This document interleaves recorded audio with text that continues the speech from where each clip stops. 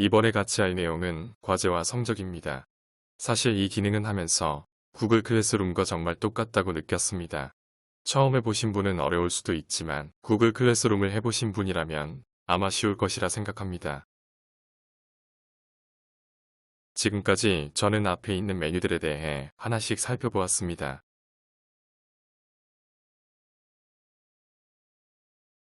이제 과제와 성적을 한 번에 살펴볼까 합니다.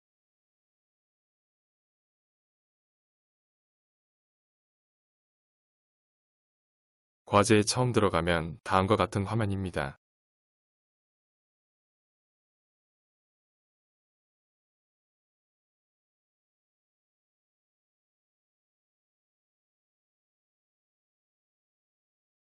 시작을 하고 만들기를 누릅니다.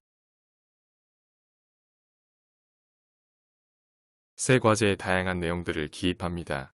과제 이름과 범주, 과목 정도로 해석하면 될 것 같습니다. 그리고 과제를 행하는데 필요한 지침을 넣습니다. 범주를 적고 있습니다. 지침을 적습니다. 이렇게 지침까지 작성해 보았습니다.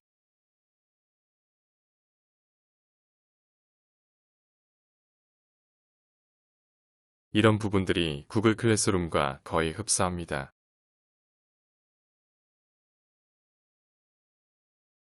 리소스 추가를 잘 쓰면 좋은데 리소스는 쉽게 말해서 학생들에게 서식을 제공해 주는 것입니다.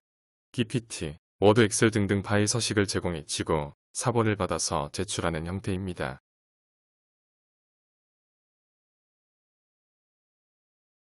제공 가능한 서식이 있습니다.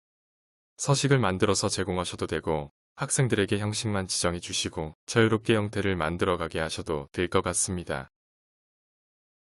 그러려면 지금 나오는 부분을 설정해야 합니다.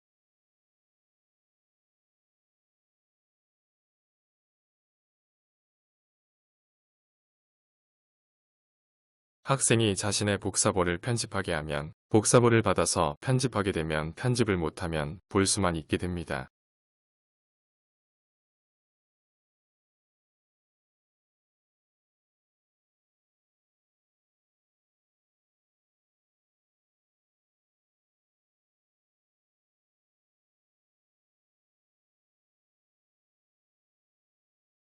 과제 제출을 수업용 전자필기장과 연계해서 쓸 수도 있습니다.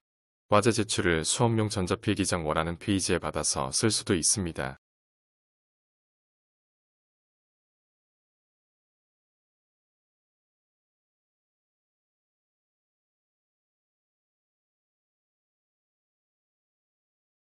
즉, 학생의 편집을 수업용 과제 필기장에서 할 수 있습니다.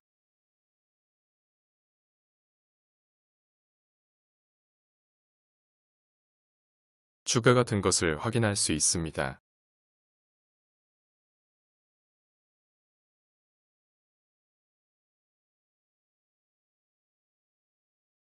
성적과 연계해서 평가 기준을 작성할 수도 있습니다.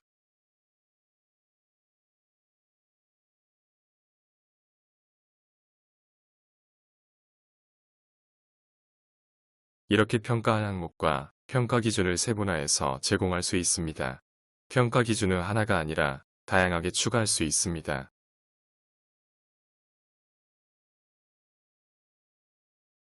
기준을 하나하나 추가하고 기준의 이름도 변경 가능합니다.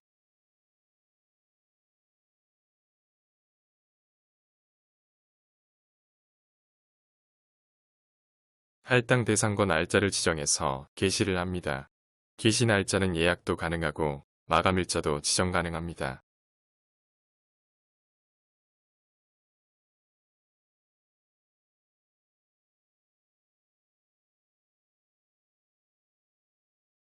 이런 식으로 편집을 통해 가능합니다.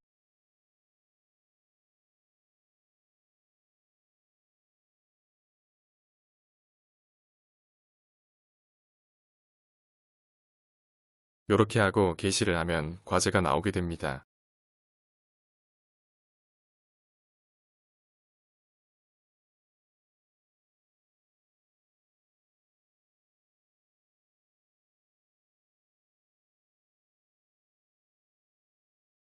게시를 하고 조금 기다려야 합니다.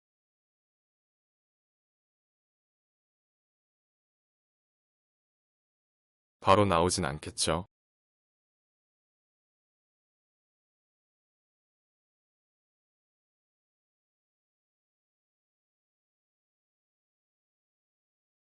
이렇게 조금만 기다리면 왼쪽 상태창에 새로운 과제가 있다고 학생들에게 안내가 됩니다.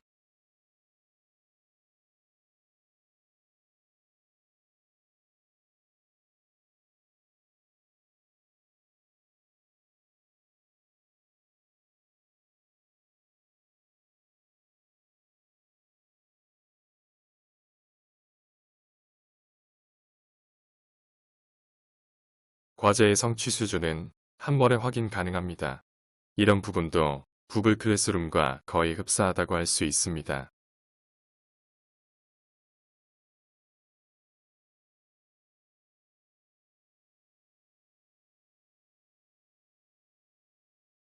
이런 식으로 피드백도 주고 평가도 성적 기준에 따라 할 수 있습니다. 성적도 엑셀로 받을 수 있습니다. 이렇게 하면 학급의 기본 과제와 평가 시스템을 간단하게 구축할 수 있습니다. 마지막으로 과제에서 퀴즈 생성입니다. 이것도 구글 클래스룸을 해보신 분은 쉽게 할 수 있습니다. 구글 설문지와 같은 기능에 마이크로소프트 폼즈로 진행합니다. 이미 있는 서식을 써도 되고 새로운 서식을 만들어도 좋습니다.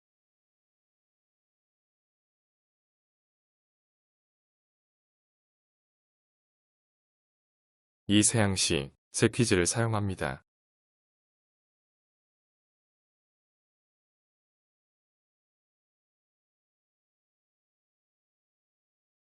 퀴즈의 제목과 내용 양식을 선택하고 그에 따라 학습에 필요한 퀴즈를 만드시면 됩니다. 퀴즈 방법은 보기 중 하나를 선택하는 선택형, 텍스트, 즉 장문형과 단문형, 날짜, 리커루트 척도 업로드 10단계 척도 있습니다. 구글에는 없는 평가 기능과 순위 기능으로 재미있는 평가를 만들 수도 있을 것 같습니다. 작성을 하고 상단의 미리 보기를 누르면 완성된 모습을 볼 수 있습니다. 그리고 설문은 구글처럼 자동 저장됩니다.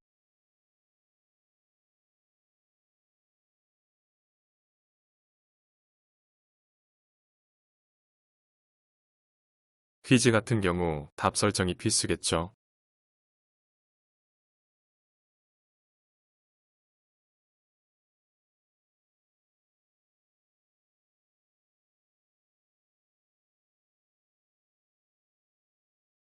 응답과 보내는 허용 범위에 대한 설정도 해야 합니다.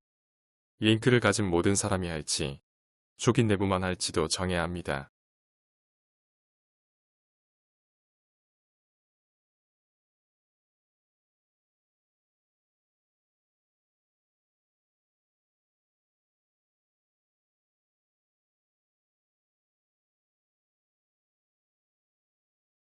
밑에 있는 내용은 파일 형태도 공유할 것인지, 공동으로 편집하기 위한 주소를 공유할지에 대한 내용입니다.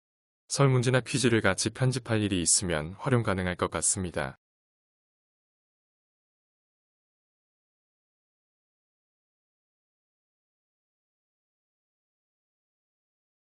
만든 퀴즈를 추가를 하면 학생에게 폼즈로 만든 퀴즈가 보이게 됩니다. 이렇게 해서 추가를 하면 퀴즈가 완성됩니다. 퀴즈 배포 시간도 조금 필요합니다. 지금까지 과제 및 성적 추가에 대한 내용이었습니다. 같이 해주셔서 감사합니다.